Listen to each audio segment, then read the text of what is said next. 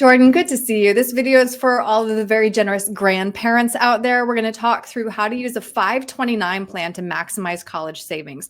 So for the first time this year on the 24-25 FAFSA, students are no longer required to report cash gifts from grandparents or contributions from grandparent-owned 529s. That means grandparents can now use that 529 to fund a grandchild's education without affecting the child's financial aid eligibility. Now, according to a recent study, half of Americans didn't know what a 529 is, and fewer than one quarter actually have one. So what is a 529?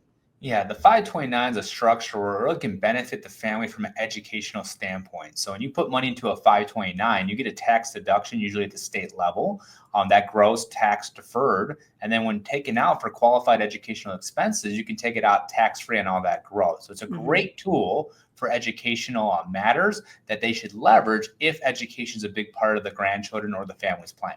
Right. Well, college is so expensive these days too. Talk through a little bit more about those benefits of a 529, please.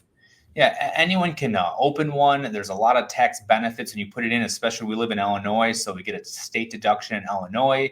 The plans are flexible. They're tied to the markets. You can use different indexes and different aggressive or more conservative.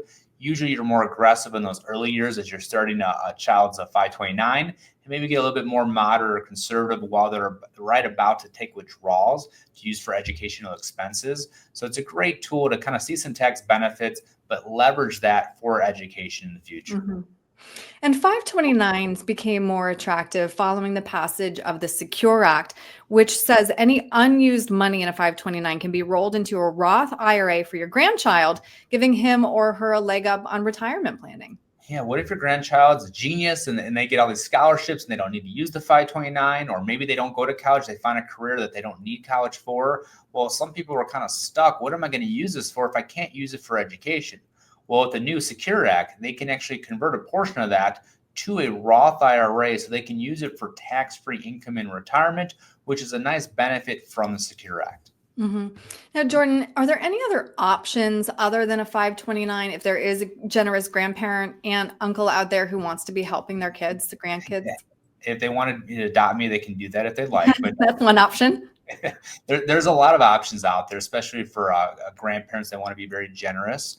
They can put money into special defined accounts that don't have maximums, because sometimes 529s, you are kind of limited to how much you can put in and some state deductions on that, where even though you might not get a deduction, you could grow some very competitive accounts that are not only tax deferred, they're not seen by FAFSA, and then the grandchildren can take that money out tax-free for education.